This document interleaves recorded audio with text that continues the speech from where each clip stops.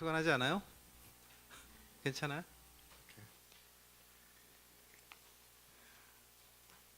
오늘은 옆으로 빠지지 않고 그냥 매뉴스크립트 따라서 쭉 하면 한 50분이면 끝날 것 같아요. 옆으로 빠지면 길어지니까 그냥 쭉쭉 읽어 나가면서 빨리 좀 끝내도록 할게요. 나도 좀 빨리 가서 할 일도 많고 여러분도 마찬가지고. 조나탄 에드워즈의 설교 스타일이 이렇게 매뉴스크립트처럼 쓴 다음에 그걸 이렇게 그냥 읽었어요. 그런데도 하나님의 역사 가운데 사람들이 회개하고 놀라운 부흥의 역사가 있었죠. 우리의 마음의 자세고 하나님께서 또 우리를 사랑하셔서 우리를 변화시키고 말씀하실 줄 믿습니다.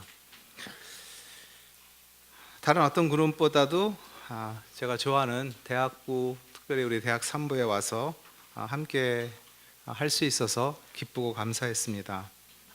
특히 싱글로서 어둡고 험한 세상, 치열한 경쟁 사회에서 지치고 낙심하기 쉬운 형제 자매들을 생각하면서 주님의 말씀이 저들을 어루만져 주시고 새롭게 하시고 또 꿈을 주시고 주님께 가까이 나갔으면 하는 마음으로 짧은 시간이지만 함께 한 것을 기쁘게 생각합니다.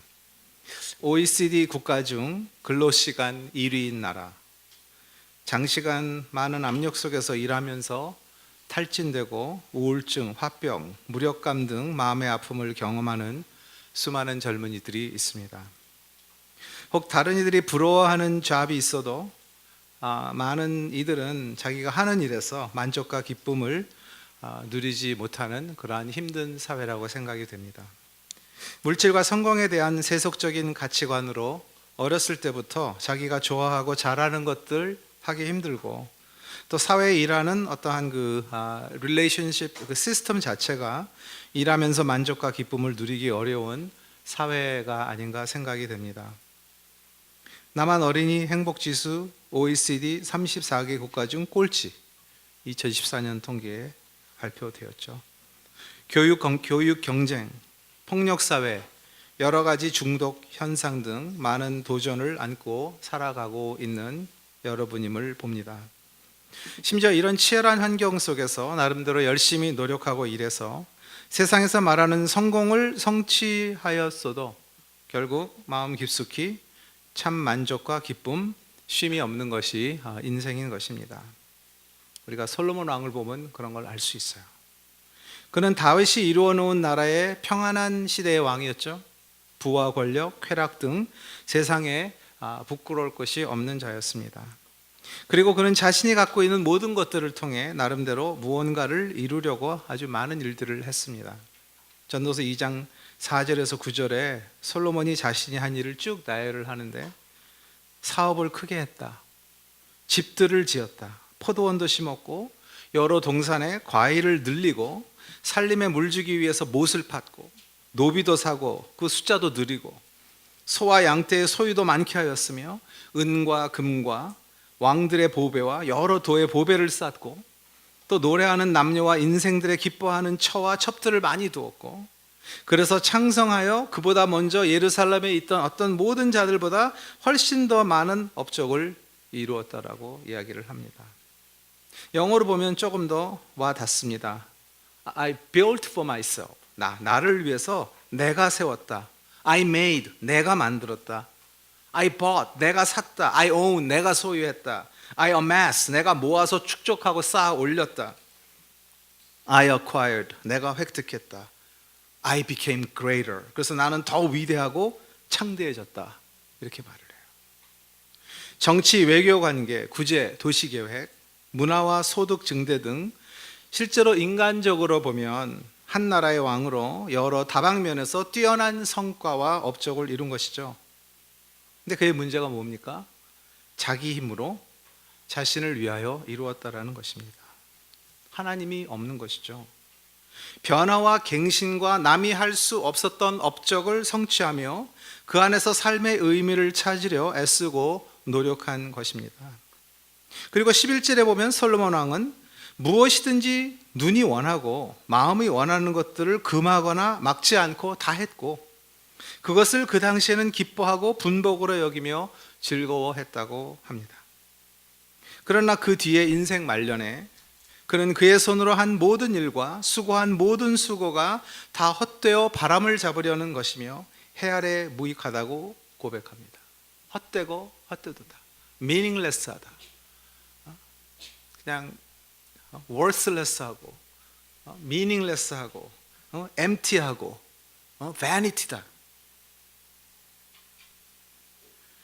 꿈이 많으면 헛된 것이 많다고 5장 7절에 하나님이 주신 꿈이 아닌 자신의 욕망을 말하는 거죠. 은을 사랑하는 자는 은으로 만족함이 없고 풍부를 사랑하는 자는 소득으로 만족함이 없다고 5장 10절에. 그리고 사람의 수고는 다 자기의 입을 위함이나 그 식욕을 채울 수 없다고 고백합니다. 끝없는 인간의 욕망의 허무함을 말하고 있습니다. 6장 7절에. 그리고 2장 20절에 솔로몬은 내가 해 아래서 수고한 모든 수고에 대하여 도리어 마음으로 실망했다 했으며 17, 18절에 내가 해 아래서 나의 수고한 모든 수고를 미워했다 했어요. So I hated life. 삶을 증오했다. I hated all the things I had toiled for under the sun. 해 아래서 내가 수고하고 애쓴 그 모든 것을 내가 증오했다.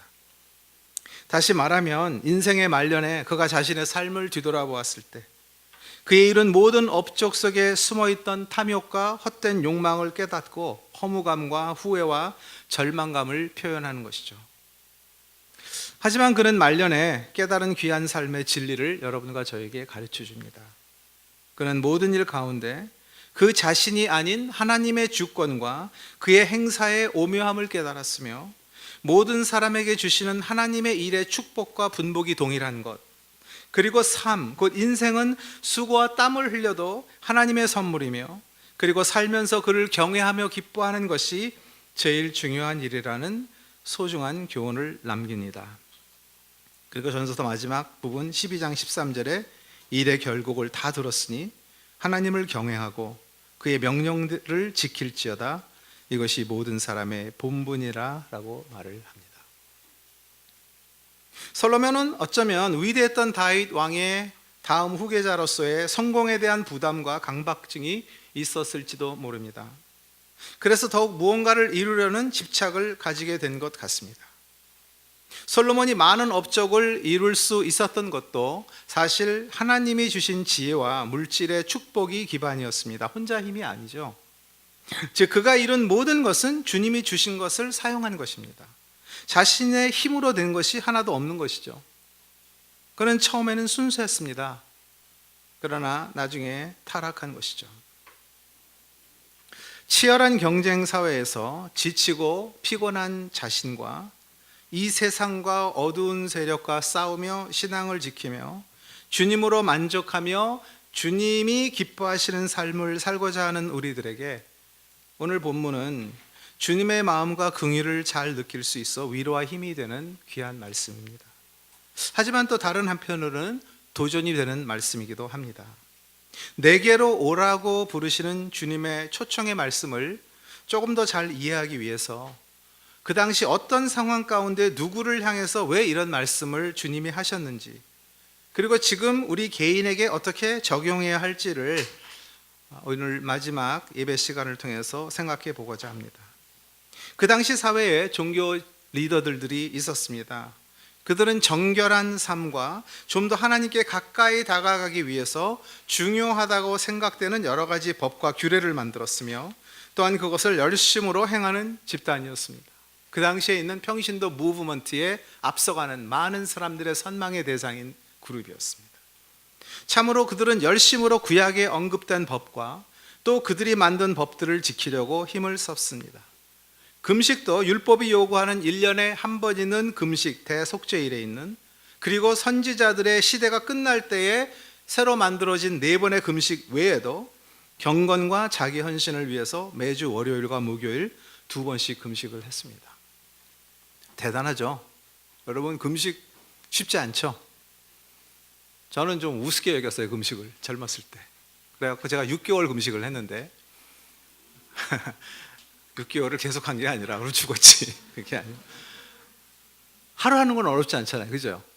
뭐 닷새도 하고 3일도 하고 열흘도 하고 뭐 어떤 사람은 40일도 하고 그러니까 6개월 동안 그냥 24시간 딱 하루만 하자. 그래서 이제 목요일 날마다 6개월 동안 금식하기로 하고 했는데 제가 그 6개월이 지난 이후 다시는 그런 결정을 안 했어요.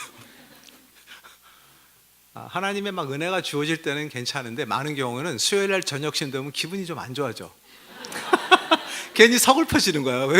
그리고 과식을 하더라고. 내일부터 못 먹으니까. 그러니까 막 몸도 안 좋아지고 그리고 그래서 이게 참 힘들어요. 쉬운 게 아니에요. 근데 얼마나 열심과 이거 있으면 월요일, 목요일 2번씩 금식했어요. 저들은 신앙의 본을 보였고 여러 사람들의 신임과 선망의 대상이었습니다. 그리고 스스로도 거룩하고 하나님을 가장 사랑하는 자들이라고 자부하는 자들이었어요.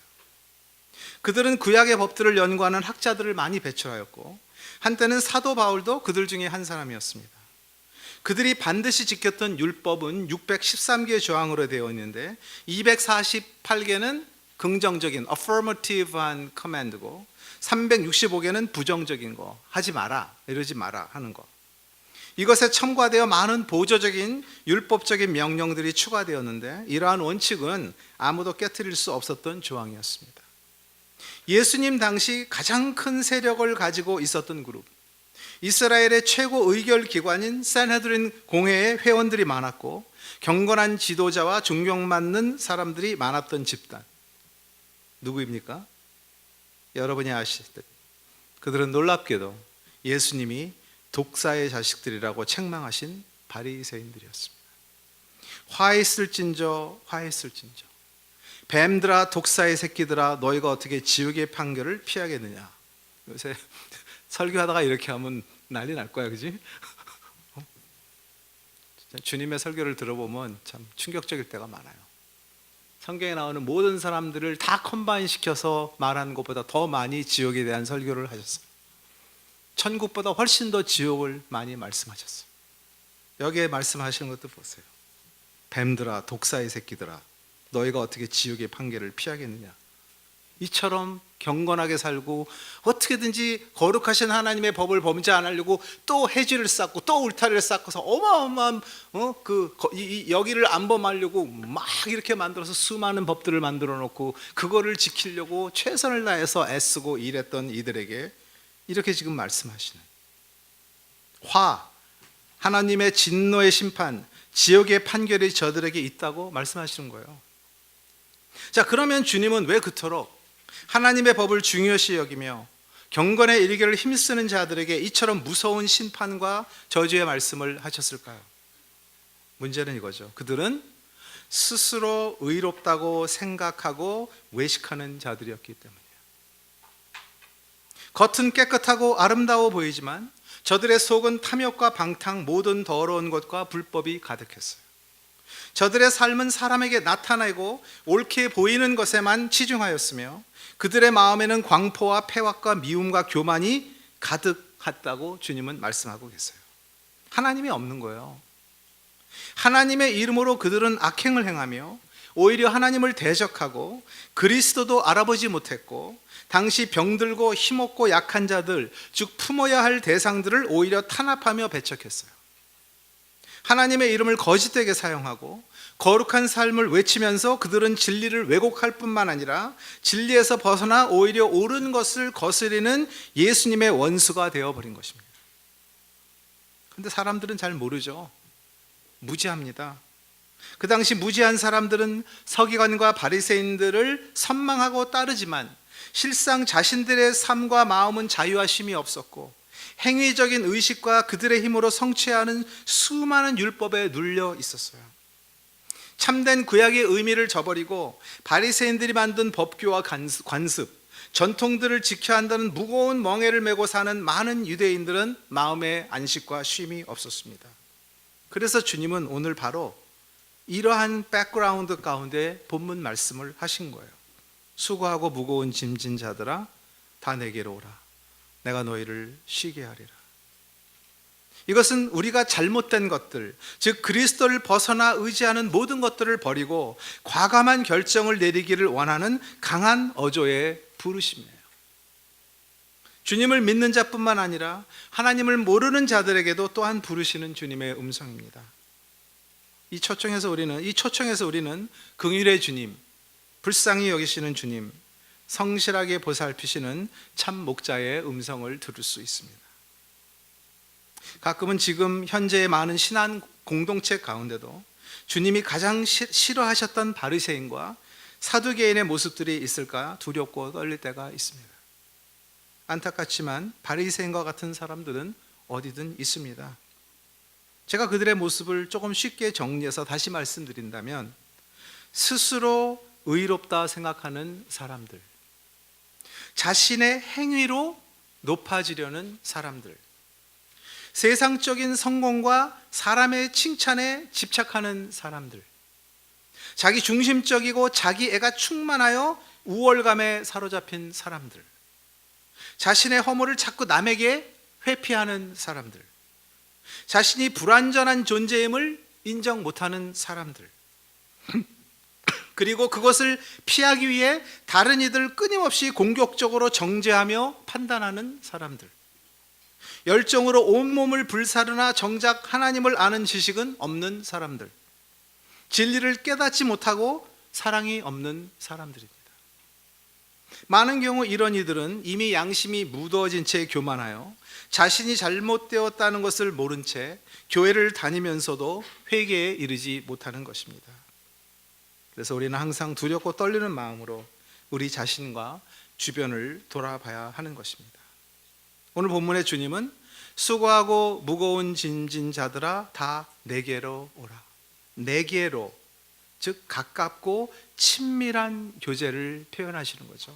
아들이신 예수님과 하나님 아버지와의 교제를 말할 때 사용한 같은 단어예요.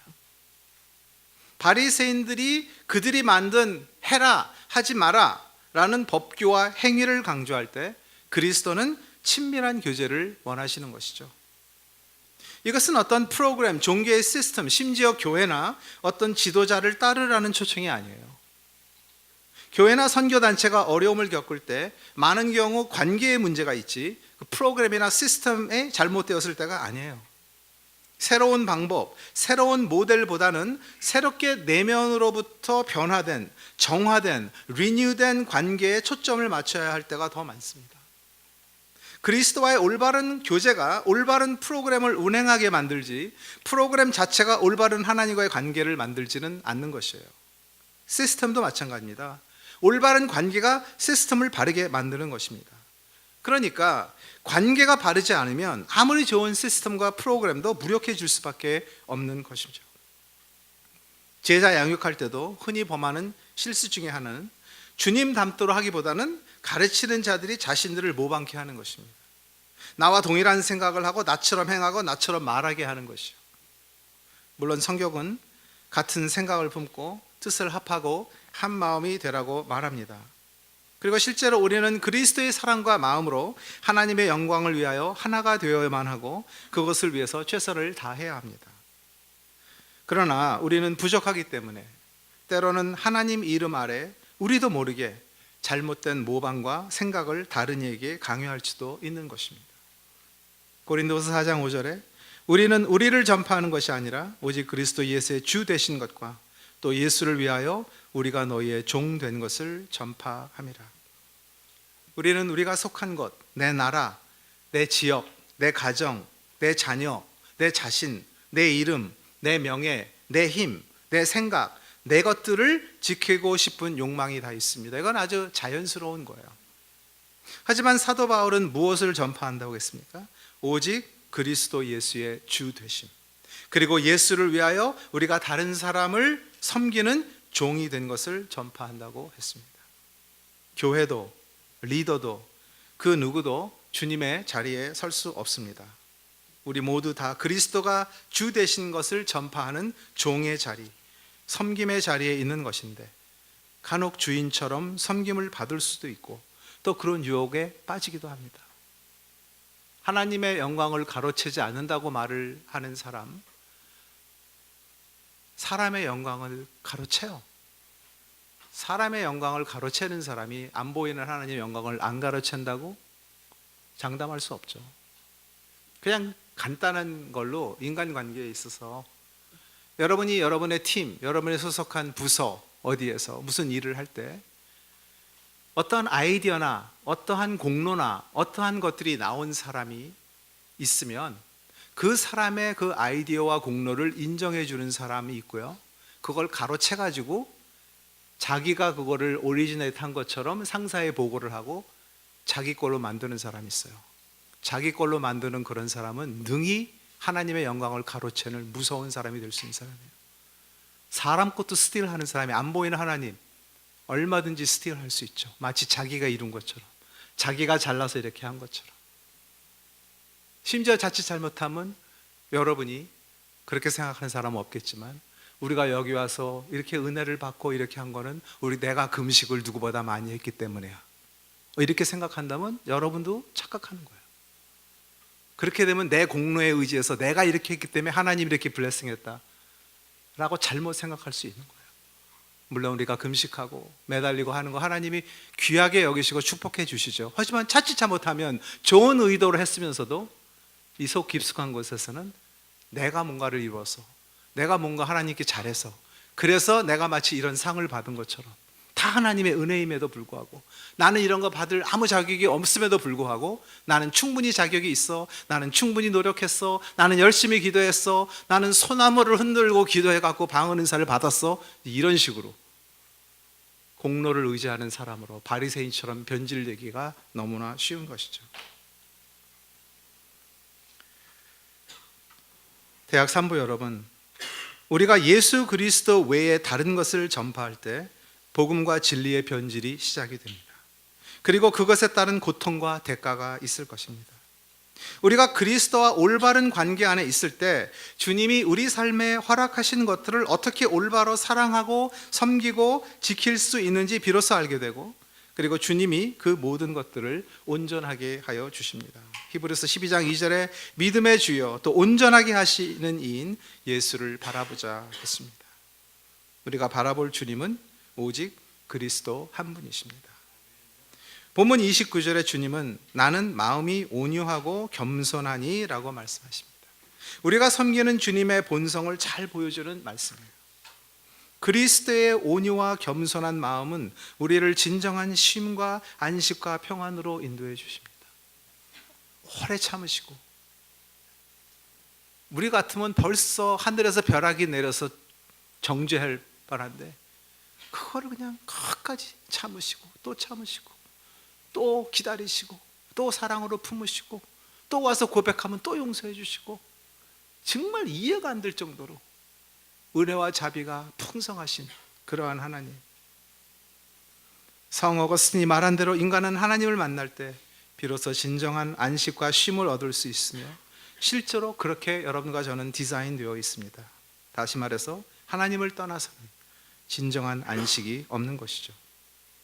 하지만 현실적으로 많은 사람들이 주님이 주시는 쉼을 누리지 못합니다. 왜 그럴까요? 그리스도의 멍에를 메어야 하며 그에게 배움을 받아야 하는데 그것을 거부하기 때문에 그래요. 내게 배우라, continuous present tense예요. 만타노의 이 말이, 즉 제자라는 말이 여기서 나온 이 말, 계속해서 물어서 배우고 행동으로 옮겨서 좋은 습관을 형성하고 주님을 닮아가는 제자도의 과정을 말하는 거거든요. 계속 그분 안에 거하고 그분께 나아가고 그분을 배우고 그리고 순종하고 그리고 주님을 따라가고 계속해서 주님 만날 때까지 그렇게 하라는 거거든요. 지속적인 관계를 통해 배워서 형성된 좋은 습관이 경건의 성품으로 트랜스폼 되면 그리스도의 온유와 겸손이 내 안에서 내재하게 됩니다. 여러분이 겸손하고 온유한지 이것도 가까운 사람이 어떻게 말하는지를 보면 알 수 있어요.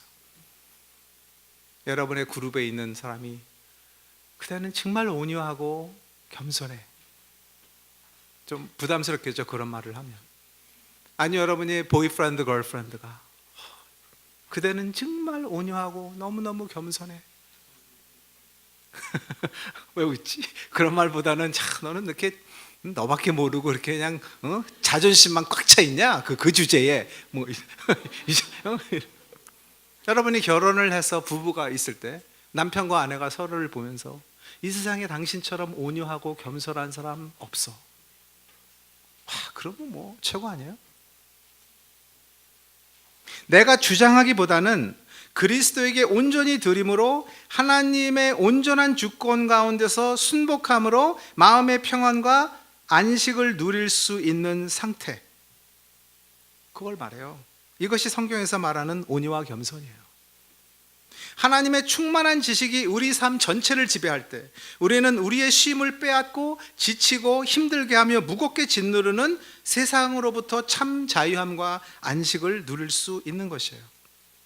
멍해가 주는 느낌은 자유를 박탈당하고 내 의지가 꺾이는 느낌이기에 멍해라는 말 앞에 사람들은 쉽게 자신을 들이지 못합니다. 그래서 멍해를 매는 행위에는 믿음의 결단과 순종이 요구되는 것이에요.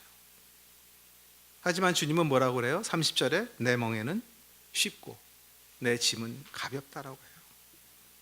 주님은 짐을 없애진다고 약속하진 않았어요. 인생의 여정에 우리 모두가 지고 가야 할 짐이 있어요. 그것은 거부할 수 없는 것이에요. 하지만 주님의 멍에를 메고 주님으로부터 배우며 순복할 때 우리에게 마음의 쉼을 반드시 주신다고 그랬어요. 저는 시골에서 자라질 않아서 소의 멍에가 정확하게 어떻게 생겼고 그 기능이 어떤지는 잘 모르지만 실제로 일하는 소에게 멍에를 씌우면 소가 감당해야 할 짐의 무게가 더 가벼워지고 소가 일할 때 짐으로 인한 상처를 입지 않도록 보호해주는 역할을 한다고 들었습니다. 그래서 멍에를 메고 소가 일을 하도록 하는 것이 소에게도 훨씬 도움이 된다고 합니다. 그리스도의 멍에는 우리에게 유익하며 우리를 보호하는, 그리고 세상을 사는데 혼자가 아닌 주님과 함께하는 파트너십이에요. 거부할 이유가 없는 것입니다. 예수 그리스도도 세상에 오셨을 때 십자가의 짐을 지셨고 하나님의 뜻과 주권 가운데 순복하시며 온유와 겸손으로 그의 뜻을 이루셨어요.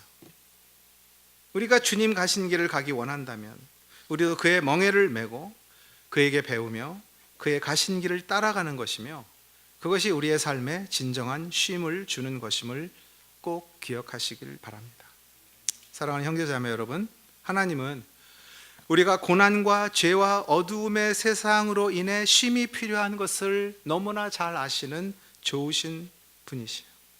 그리고 우리를 올가매는 모든 사슬로부터 벗어나 그와의 깊은 교제 속에서 우리의 마음에 안식과 자유를 주시기 원하세요.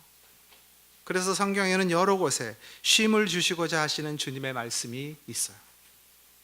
오늘 주님을 사모하며 이 자리에 모여서 지난 3박 4일 동안 함께한 이 자리에 있는 한 분 한 분이 주님과의 진정한 관계 속에서 새 힘과 쉼을 얻으시길 간절히 기도하고 바라며 여러분 한 분 한 분을 주님의 이름으로 축복합니다. 사람이 불행을 느끼는 이유, 간단하게 말하면 첫째, 내가 가진 것보다 없는 것에 포커스할 때 불행해요.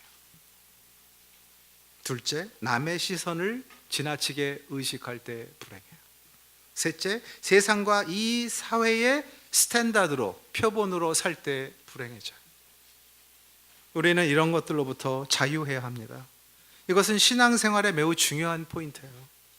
다른 사람이 아닌 하나님께 시선을 돌리고 그분을 의식하며 살아가는 삶, 눈에 보이는 이 세상이 아닌 영원한 세상을 바라보는 삶, 이 세상의 인정과 상급이 아닌 하늘나라에서 받을 영원한 상급을 바라보는 삶.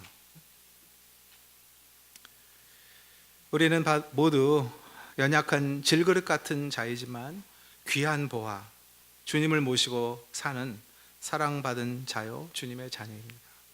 주 안에서의 자유와 쉼, 참 안식을 늘 체험하며 멀고도 험한 좁은 길을 끝까지 잘 마치는 대학 산부 여러분 모두 되길 기도합니다. 사랑해. 기도하겠습니다.